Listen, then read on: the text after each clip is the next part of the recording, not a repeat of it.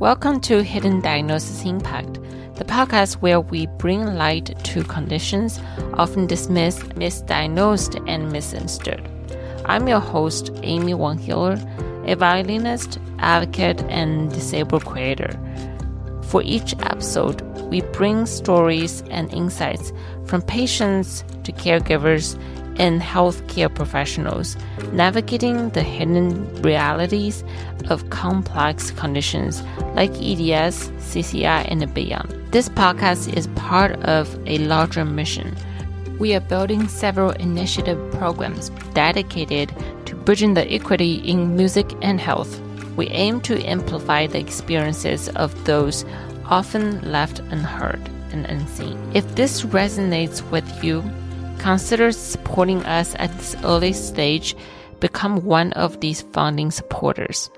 More information, please visit inclusivibe.betterworld.org. Your contribution will help us to grow this platform for real patient-led and physician-informed solutions. Today, we are joined by Dr. Colin Halverson. Dr. Halverson is a faculty investigator at the Indiana University Center for Bioethics and an assistant professor at the IU School of Medicine. Dr. Halverson holds a PhD in linguistics and medical anthropology from the University of Chicago, where he conducted fieldwork at Mayo Clinic, focusing on communication challenges in medical genetics. He also completed a fellowship in clinical ethics at Chicago and later a postdoctoral fellowship in medical ethics at Vanderbilt. His work seeks to bridge the gap between ethical theory and the real-world applications in diverse medical settings, contributing to a deeper understanding of the cultural dynamics that influence health and wellness. His recent research is dedicated to explore ethical care for patients with rare diseases with a particular emphasis on Ehlers-Danlos Syndrome. So join me and welcome Dr. Colin Halverson. Hi, thank you very much for having me. Yeah, so I know that your work has increasingly focused on patients' experience, particularly in rare diseases like EDS. So can you share some of what led you to explore the intersection of ethics, genetics, and the frequent dismissal that the rare disease patients face? And additionally, of course, what inspired you to specifically focus on the EDS community? Sure. So as you've already mentioned, my background, I think, does not look like the typical person who ends up in this space. But I was really interested in communication in medical genetics while I was in grad school because of some work that I'd been doing on the south side of Chicago with a biobank, so a repository mainly for genetics material. Okay. And I realized in that moment that I wanted to shift my focus in my dissertation from something that was more on the theoretical aspects of language and more towards the ethical and practical implications of language for communication in these types of spaces. And I was incredibly lucky to get a postdoctoral fellowship at Vanderbilt, where I got to continue expanding on the initial work that I'd done at Chicago and at Mayo. I started thinking about this as a career instead of just a project. And one of the things that I had to reflect on at that point and in the transition to Indiana University was, where did I think I could be most helpful? And where did I think that my interventions would be most impactful? To quote a famous podcast. So the reason that I'd always wanted to focus on Ehlers-Danlos Syndrome, because even while I was doing my field work, I was recognizing that there were really different ways that clinicians were treating patients with chronic pain disorders versus other types of genetic disorders. And Ehlers-Danlos in particular among those, I thought, was receiving a special neglect or dismissal. Then when I came here to Indiana University, I had the incredibly serendipitous opportunity to work with Dr. Claire Francomano, who is one of the world experts in the genetics of Ehlers-Danlos syndromes, who happened to start here at exactly the same semester that I did. We both joined the faculty at the same time, and she opened up an Ehlers-Danlos clinic here. So I was kind of ground floor with that. At first, I was kind of nervous even asking her because this was a pipe dream for me, and I had no idea if she was going to be amenable to kind of the social and ethical research that I wanted to do with the population when I'd seen so many other clinicians be uninterested and maybe even hostile towards this type of engagement, especially with Ehlers-Danlos. But incredibly, she was very interested, and I've been working with her and with this kind of growing cohort of folks with EDS over the last almost 6 years now. Oh, that's incredible. I think it's just like timing and everything just meets together. I'm really interested in those EDS clinics. I know that a lot of my folks that I met always feel like there was lack of resources, and they are the one try to find ways to diagnose, almost like they diagnose themselves. Often saying before the physicians even like be able to diagnose them. So I know that previously you worked on the EDS populations and realizing some kind of traumatizations going on with physicians like dismissal. So I would say, like, can you elaborate a little bit on this fact, like the impact, how the physicians can manifest when they do have those kind of dismissal or gaslighting behaviors? Yeah, I can. So this was really a moving project that I ran, moving for me.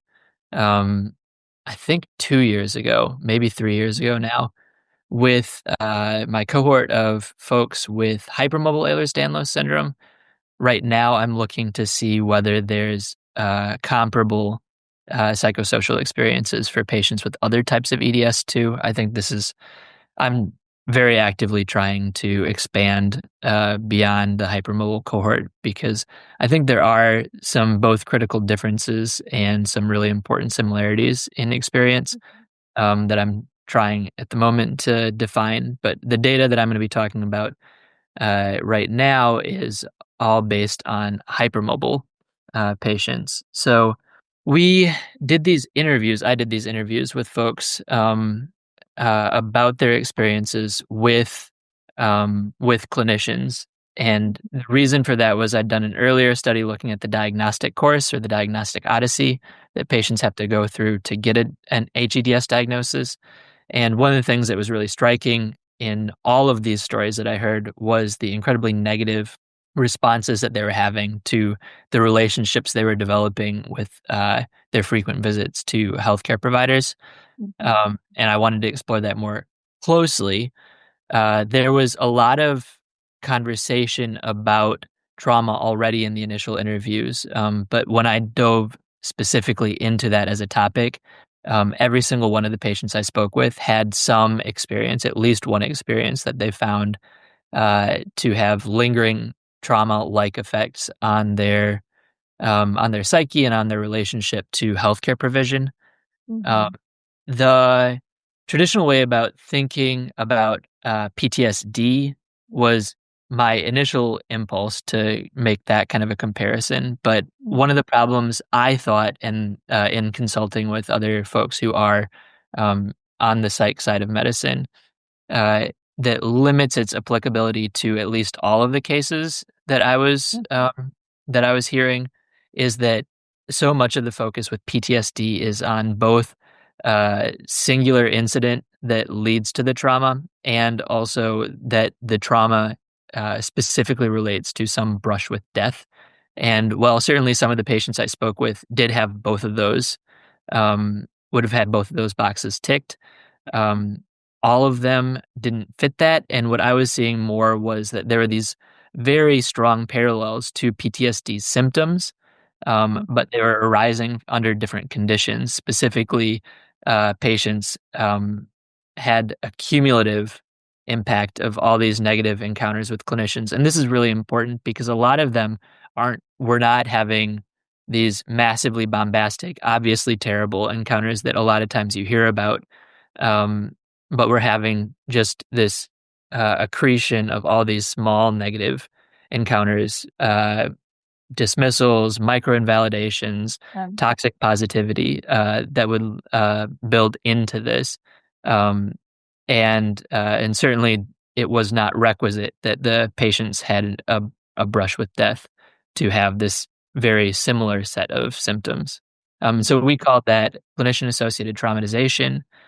We go into it in a lot of detail. It's in social science and medicine. If people are interested, it's open access. That's another thing that I try to do with all my publications. So nothing's behind a, kind of like ivory tower firewall. So mhm. Yeah.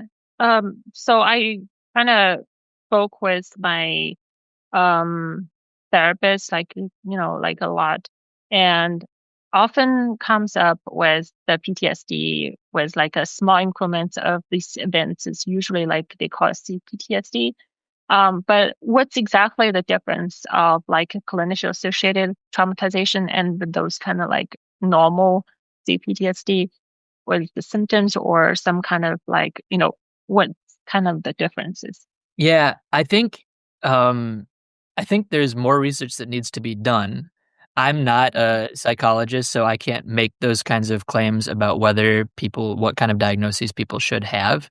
I do think there's a lot of overlap. Yeah, you're right, I think, in drawing attention specifically to CPTSD, um, with these like kind of more traditional um, trauma-related diagnoses.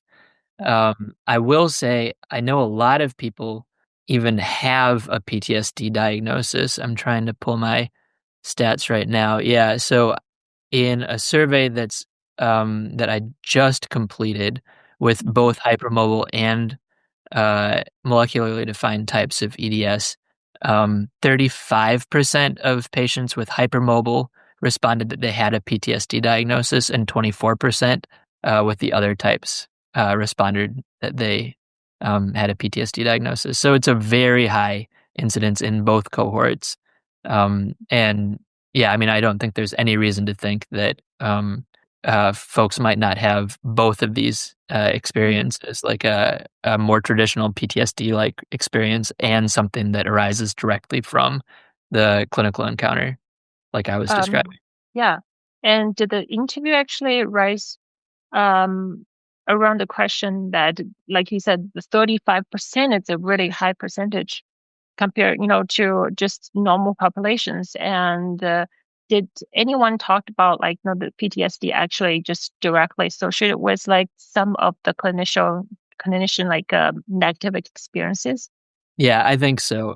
Certainly, some of the patients have um, more classical sources for their PTSD, but several of the patients I've spoken with do talk about it as very, uh, I think, very comparable um, to what we were calling clinician-associated traumatization. The other kind of contrast is with medical trauma, and I think a major distinction to underscore between the stuff that we've looked at and medical trauma is the classic example of medical trauma is you wake up while you're on the operating table because your anesthesia is worn off. Where there's kind of more physical harm that's related to it. Um, and that is very much, again, not that people have not had those experiences Mm-hmm. in my cohort, but it's certainly not the like necessary source. It's not necessary to having these types of trauma-like responses. Mm-hmm. So, just try to confirm my understanding. And so the medical trauma, as we talked about, like more of a physical. So the clinicians associated, it's more of like the experience that directly communication with the physicians, and whatever negativity coming from, their misunderstanding or their gaslighting or their whatever attitude towards the patients. Yeah, if you correct me if Yeah, something. that's exactly correct. Yeah, it arises I think this is also my source of interest, but immediately from the communication event. Uh-huh. Um, and you can take that kind of broadly, where there's a lot of ways other than verbal communication that patients experience this type of um, frustrating, traumatizing, invalidation, dismissal, refusal. Hmm. Um, the things that I know that you looked even further into is the self-doubt. And I know that there's a broader uh, explanation for like, a person experiencing like a self-doubt. But the things that you look into is more of like the patient's experience of, I guess, their symptoms, or can you just explain a little bit further? Because I think one of the survey that I even see very interestingly is when you try to ask the definition of self-doubt for a person and whatever their experience is. Yeah, so this is it's something I'm currently looking at. We did a series of interviews and some surveys related to the idea of self doubt that arose specifically out of my interest in it rose specifically out of the trauma interviews. One of the things that I saw over and over again with that is this vicious cycle that patients enter when they have these micro invalidations or dismissals or macro invalidations uh, that they get in kind of surround from all their clinicians, but not just clinicians. A lot of times patients also experience this type of doubt from family and friends and even strangers, um, Mhm. which leads to uh, their inability or unwillingness to continue trying to seek care, to express their inner states. And this was especially worrisome to me because especially with hypermobile Ehlers-Danlos in particular, the number one way that you diagnose it is through an expression of chronic pain. Chronic pain is an entirely private, subjective experience, and uh, if the patient isn't able to express that or willing to express that anymore, there's no way for the clinician to access whether and to what extent the patient is suffering. And so that's the kind of critical nexus for a diagnosis. And so this recognizing this high level of self doubt coming out of these negative encounters, um, I think is really worrisome because it's really important to manage your chronic pain, at least in some way, even if it's not biomedical. Uh, and in the surveys, we found that 77% agreed with the statement that self doubt has impacted their ability to trust themselves as well, which I think is really interesting. And so, getting deeper into the interviews and the qualitative data, we have seen, and again, analysis is ongoing, but we've certainly Mhm. seen this uh, um, the impact of the kind of like clinician associated traumatization in a much broader, um, array of, medical contexts. Yeah, so and then that is still focused on EDS or hypermobile EDS. This interview, and survey project has both cohorts involved, and we had almost I'm actually very proud of the recruitment stats, but we had almost 50-50 for the respondents, which, if anybody else has done research in this space or even just lives in this space, you know that the incidence of hypermobile is so much higher. The ability to recruit from hypermobile type is so much easier. Mhm. Finding um, appropriate amount of rare molecularly defined types is really hard, which is why most of the social and ethical research on EDS conflates all the subtypes or only recruits from hypermobile and then acts as if they can say Mhm. something about all the subtypes. Yeah. So does that any of these rise as like hypermobile, or the other types that suddenly become more difficult in clinical settings in diagnose whatever the comorbidities, or they are even their hypermobile type? The reason I ask is because I feel like hypermobile is now a lot less rare because more people are understanding it more. But whatever rise upon the EDS, it's always the comorbidity and the complexity of these comorbidities that people experience.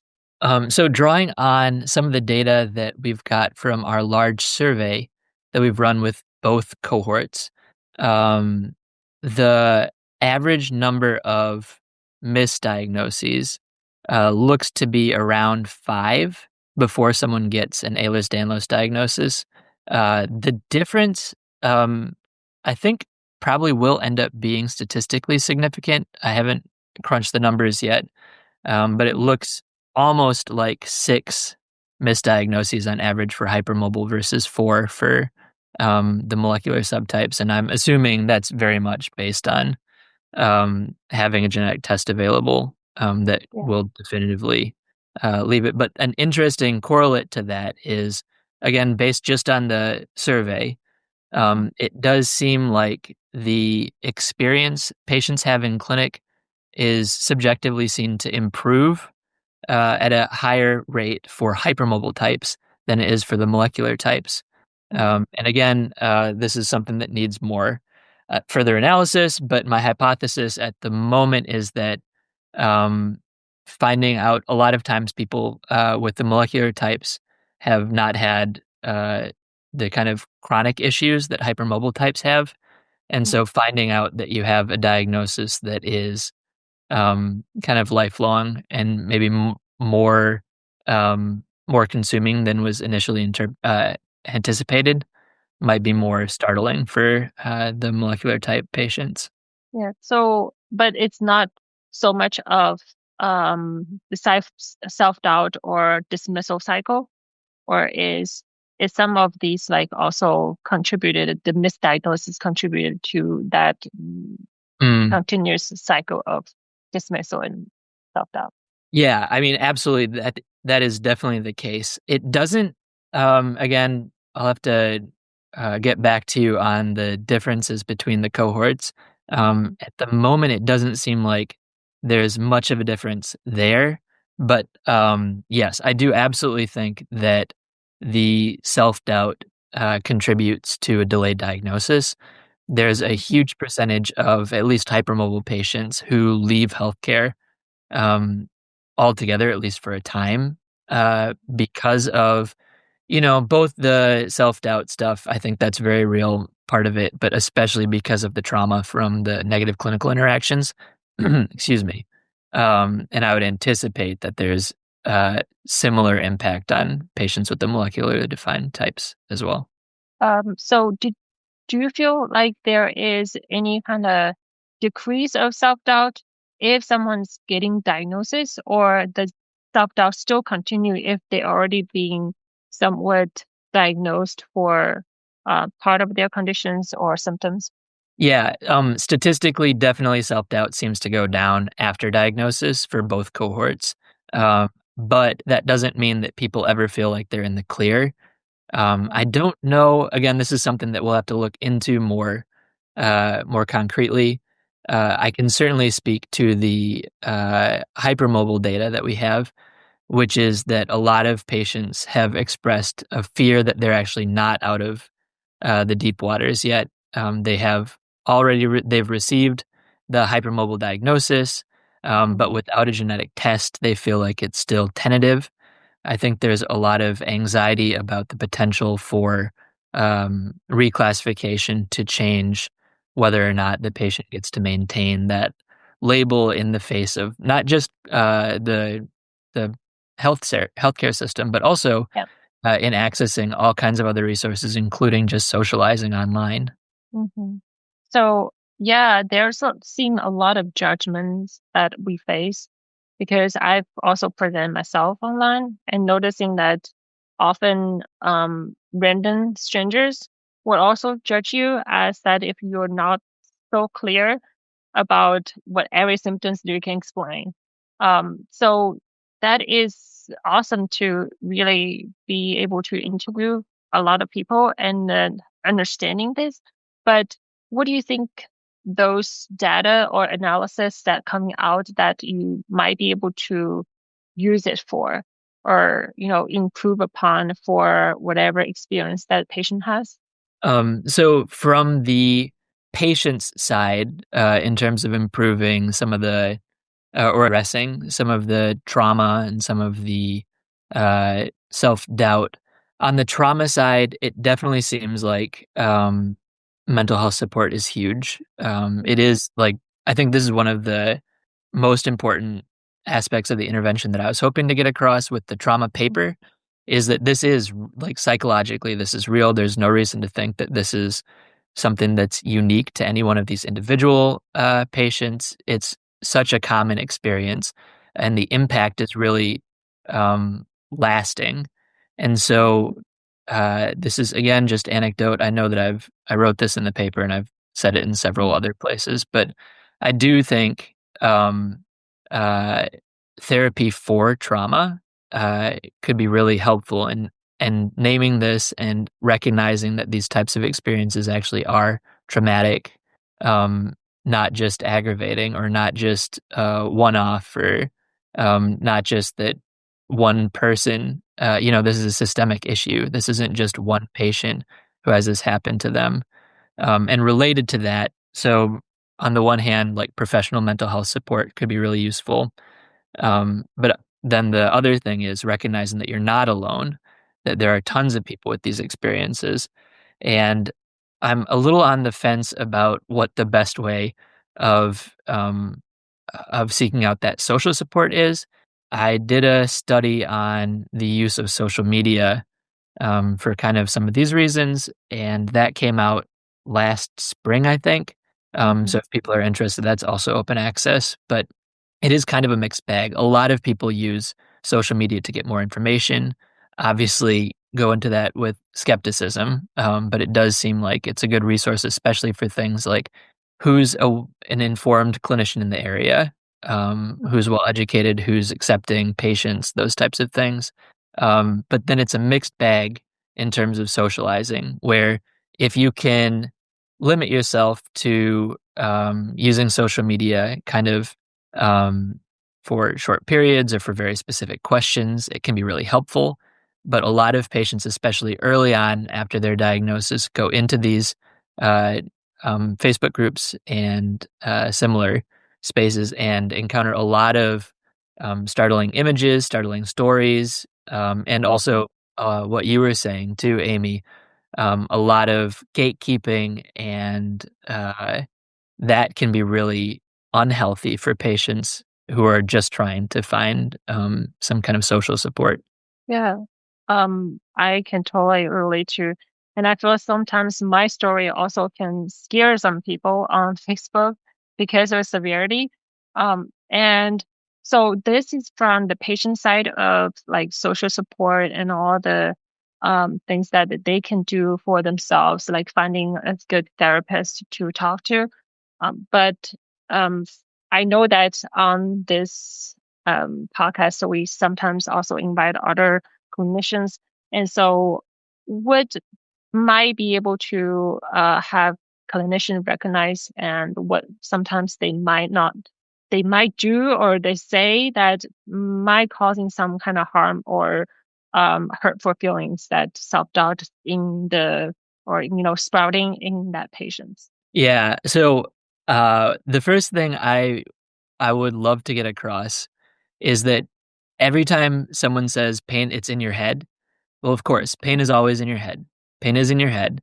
Um, it's not a good response to someone expressing their pain. The idea is so and so's pain real? Well, if they're telling you they're in pain, I think the likelihood that they're actually in pain is really high.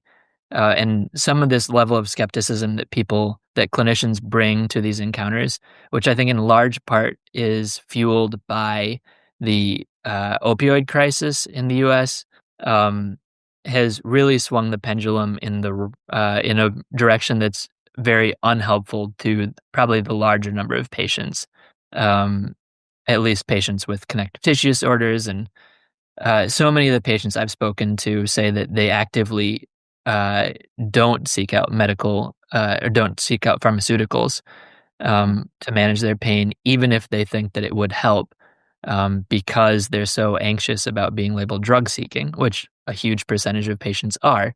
Um, so uh, I think coming into interactions with recognizing that a lot of times they do have biases about Ehlers-Danlos syndrome, chronic pain patients, and maybe confronting those biases before they even see the patient could be really helpful. Yeah. So what's some of the statement that you heard from the interview that it most like stick with you that often the patient will feel like it's most dismissal? The thing that I don't know if this is the most dismissal, but a thing that I feel slips below the radar for most clinicians that's really important is the idea of toxic positivity, where especially for patients with disabling conditions, saying things like "you look great," "I'm so happy to see that you're not using your wheelchair."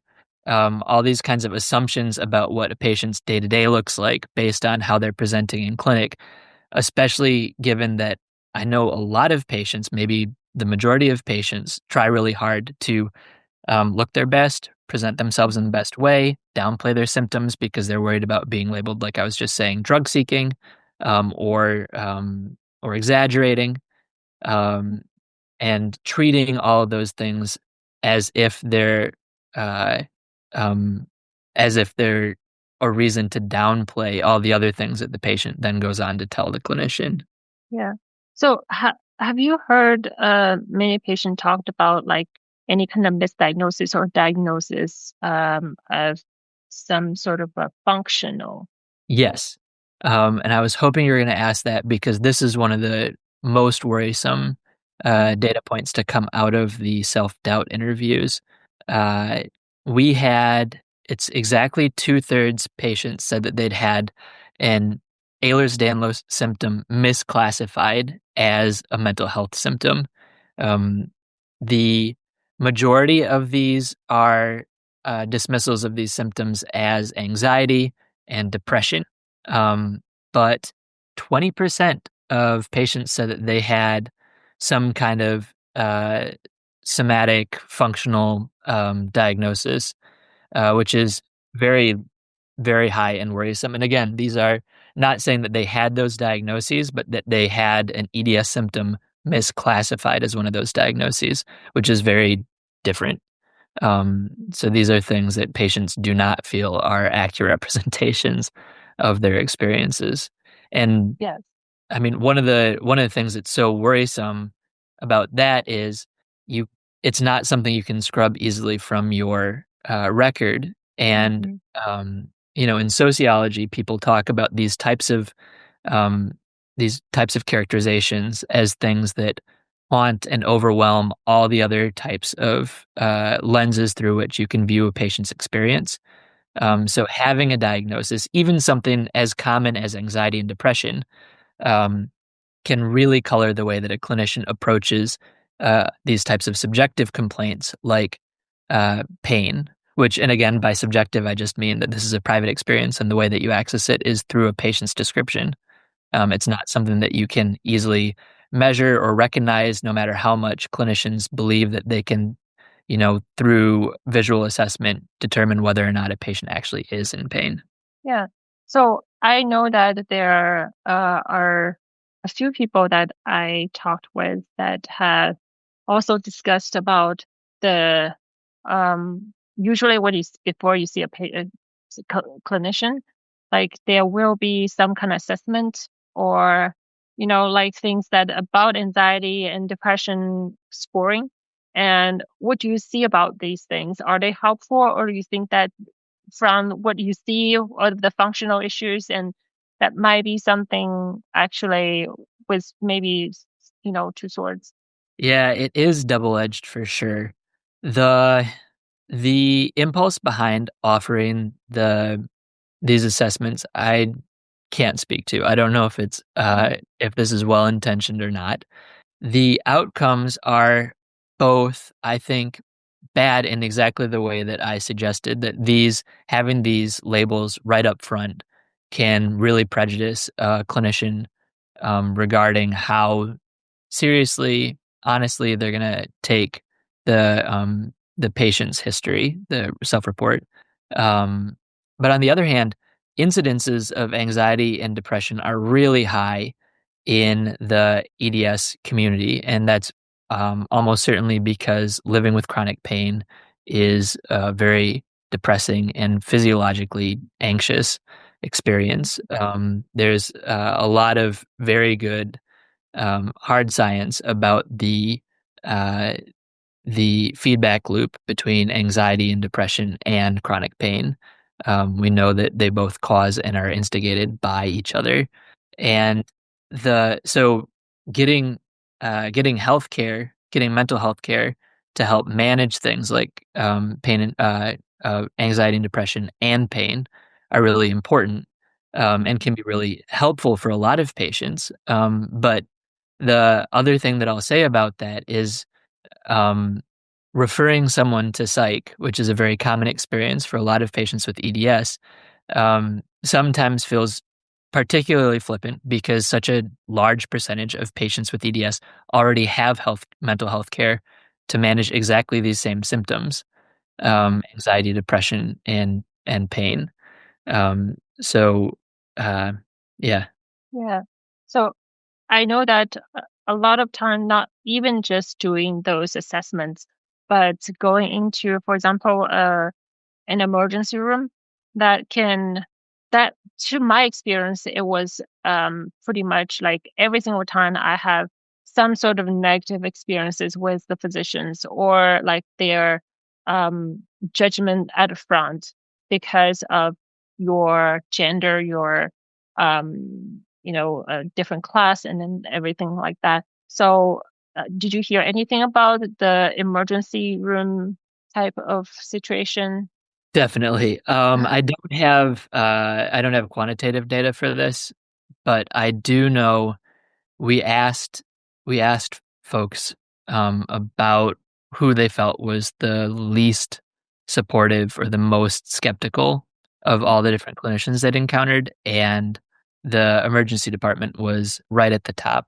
I think these are particularly acute situations. There's not a lot of time to do a full assessment, and there are patients coming in really keyed up states from all different kinds of backgrounds. So, yeah, I think that is an especially vulnerable position for an EDS patient to be in. For those situations, do you feel like self-doubt will plays a role in a patient's choosing this?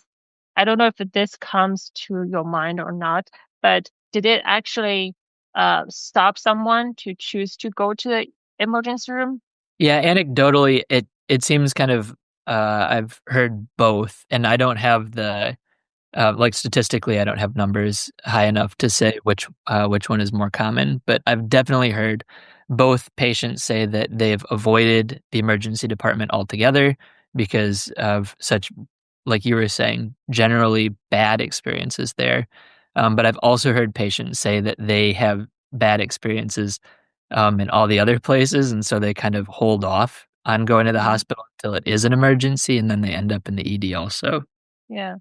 So I feel like those are such like significant data just from what we talked about, all these, misdiagnosis of functional issues and um, psychosomatic. This is a big, painful part of, my experience too, is a lot of physicians seem not to know what the problem is it's too complex. And so they jump to that conclusion. Um, so what would be the next thing that you are interested in now thinking about talking all the self-doubt issues? So the first thing that uh, I guess the first thing that I want to do with the self-doubt data is to write up an article about the kind of broad scope of self-doubt. I think I entered this project at least thinking that it was going to be a much cleaner and clearer set of issues.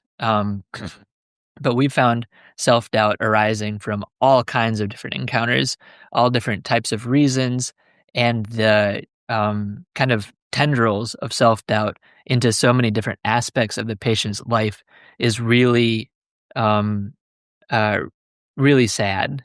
And I think the first thing that I want to do with the data is to do a broad sweep representation, because I think that seeing all the different ways that these small incidences can have snowballing effects on the patient's well-being, like mental health, but also their ability to continue to access physical health care.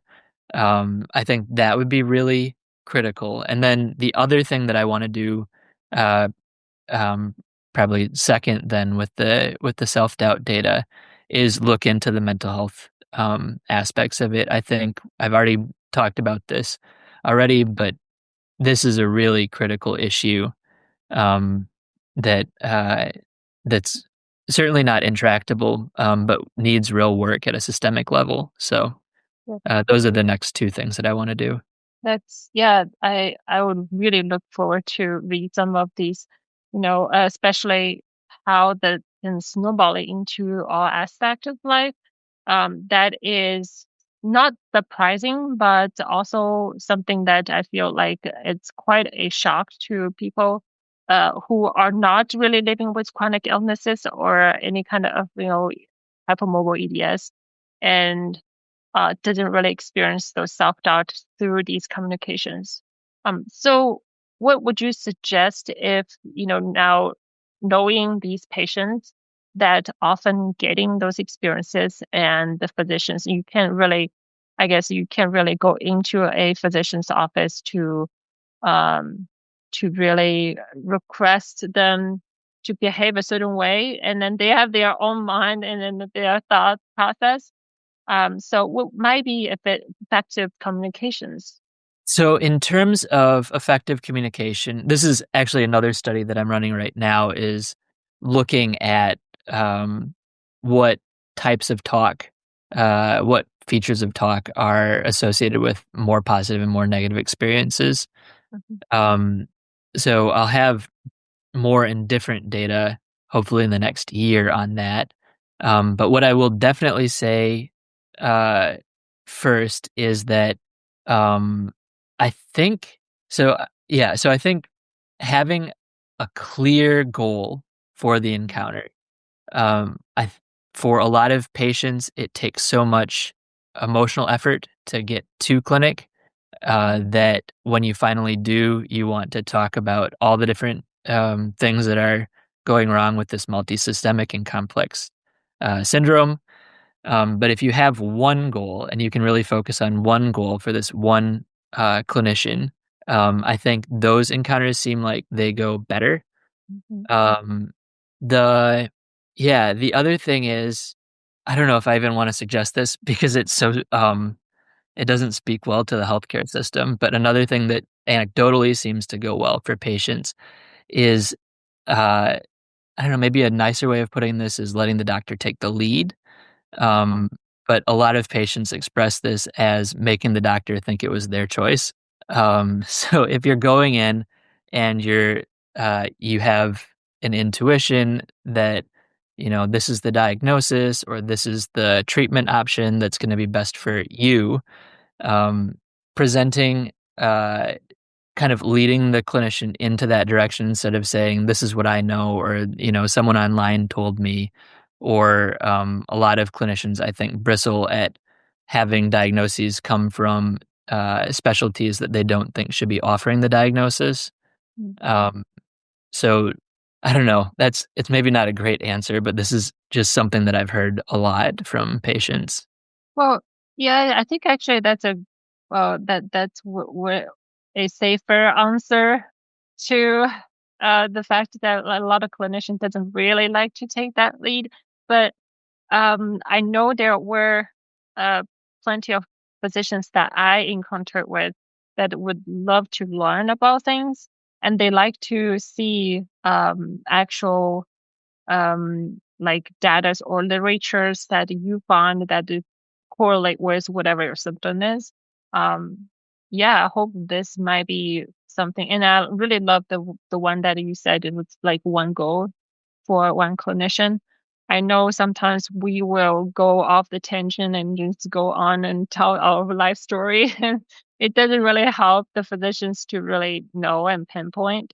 Yeah. I will also say for both sides, for both patients and for clinicians in the audience, there's EDS Echo, which is an online program of doctors teaching doctors.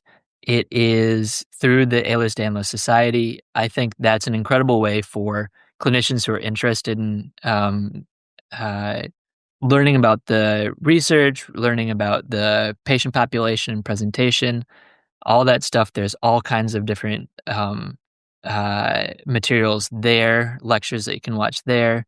And for patients, there's a lot of other really great researchers who are talking about things like what's the best way to present in clinic and what's the best way to be taken seriously. There's a bunch of even psychologists who have been doing that kind of work who all have talks on EDS Echo for patients too. Yeah. I will have to check it out too.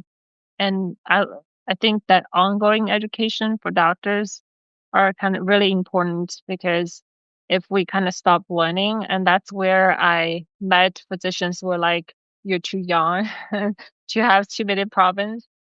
So I know that you have interviewed a lot of people. So can you share a little bit just on the broad, like, population of how how much percentage there is, like, age-wise or like, geographic?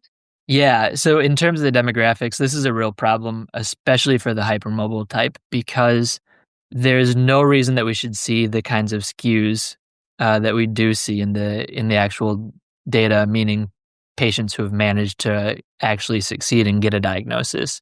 There's huge disparities in terms of gender and race, ethnicity.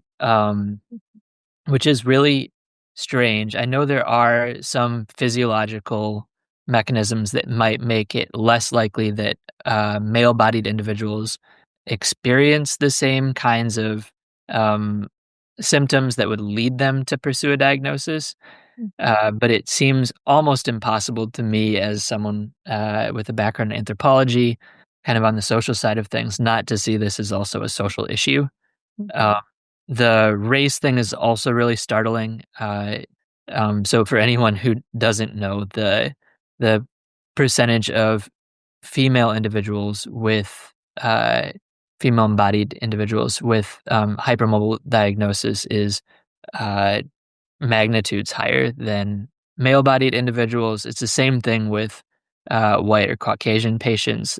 There's a very low percentage of patients from non-white populations who manage to get an EDS, hypermobile EDS diagnosis, um, and and actually not just hypermobile EDS. There, I think, are some real physiological reasons that are related to bias in the medical system, because skin findings have been typified on white patients, so they look different on non-white patients, and I think that's part of it.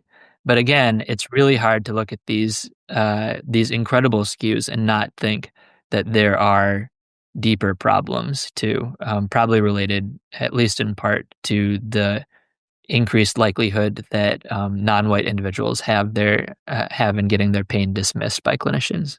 yeah. Um, I feel like that's always like systematic issues, because, race and then genders seem to clinicians like paint the picture differently as well.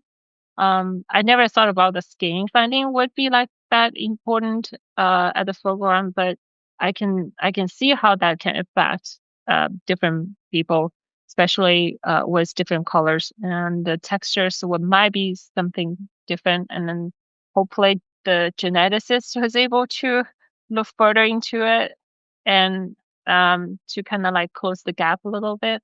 So what about the age? Like, because I noticed how different it is with my mom to be here taking care of me, and she is not English speaker, but she is definitely a great patient advocate. So things, there are a lot of rising diagnoses in recent years for hypermobile EDS or the cohorts. So do you see any of these younger patients that actually getting a little better experience because of maybe their parents or guardians and that able to help them speak up? And Yeah, I don't know if I have a good answer to that. I know that certainly some of the older EDS patients I've spoken with feel like that is the case. I think generally that is the trajectory for a lot of rare diseases, where the first few generations have to do a lot of the groundwork, and then later generations can benefit from having maybe a more knowledgeable clinician base or having access to more resources, or more education materials. So I wouldn't be surprised if that is true. well, so closing up, just for looking to, the future, like what you think that right now, like the last words that you wanted to say to patients and patients, caregivers, like they can see some kind of hope or changes in the near future for the medical community handles things or their for their experience to be slightly different. Um, so in terms of hopeful things, I do think that there is a growing body of research and researchers working in this space. I'm thrilled every time I find out that there's a person who's both a patient and a researcher, who that number also seems to be skyrocketing. And I think that kind of involvement, kind of on the science and the advocacy side, is going to make huge differences for patients' experience in the near term future. Um, the other thing that I like as a kind of takeaway, the most the most important thing I think is to recognize that uh, patients are not alone. You're not alone in terms of your physical symptoms. You're not alone in terms of the trauma and the misdiagnoses. Mm. Um, and you, especially with the hypermobile type, you might not even be alone, like even in your locale. But for folks like folks who live rurally, or for folks with the molecularly defined types, I do think that finding social support, maybe through online communities, maybe through EDS society events, maybe through some of the other like I've been working with Annabelle's Challenge recently. They're phenomenal. I know there's also the VEDS movement in the US. Um, all these are resources, not just to think of these not just as resources for science and knowledge, but also as social support too. Yeah. Well, I'm very thankful for all the great work you have done, and all the data for patients to also know about. It's really important to see there is a change in the whole entire healthcare system. It's slow. I do noticing that, and then I feel like a lot of these data also makes us feel like we particularly we're not alone in this whole entire fight, and we can kind of like communicate and then support each other. So yeah, I'm very grateful you're being here and then talking about your researches and all the interviews that you have done. And thank you so much. Thank you so much. This was a real pleasure.